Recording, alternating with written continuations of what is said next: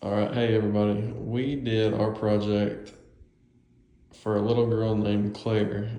She's a 4-year-old little girl that has Rett syndrome, and she has trouble using her hands, any fine motor skills, but she can use her neck and head. And sometimes we talk to her family, and they said that she'll point at things with her nose.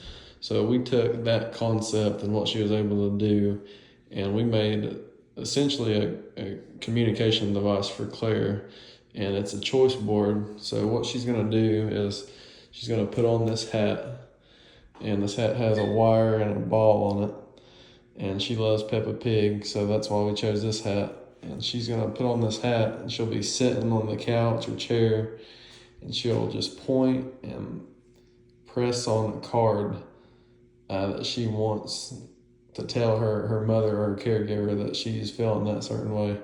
And they're also going to use this as a learning device so she can start to learn words and relate those to these images. So we made the board. The board is hand stitched.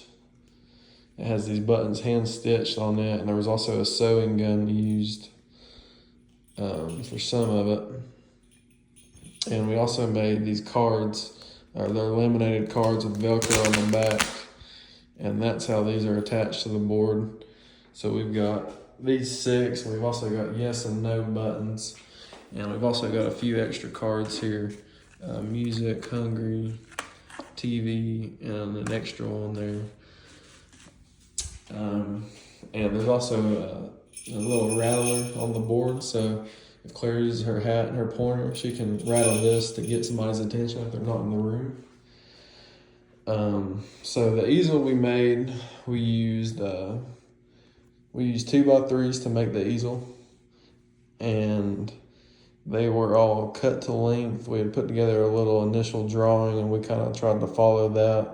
Used a little bit of trigonometry to figure out the heights and the angles we wanted to use for it. But it's also rollable, so it's got lockable casters on the bottom here. I don't know if you can see them very well. And we used a coat of primer and a coat of finish paint on it to get this pink color that we thought Claire might like. We also used a palm sander to get it down pretty smooth. It's got a pretty smooth finish on most of it. The bottom is made with 2x3s tied together with a 5/8 piece of plywood on top, tying everything in. And we've got a couple kind of support beams on here to help with the structural integrity of the easel. So this is our project. Thank you all.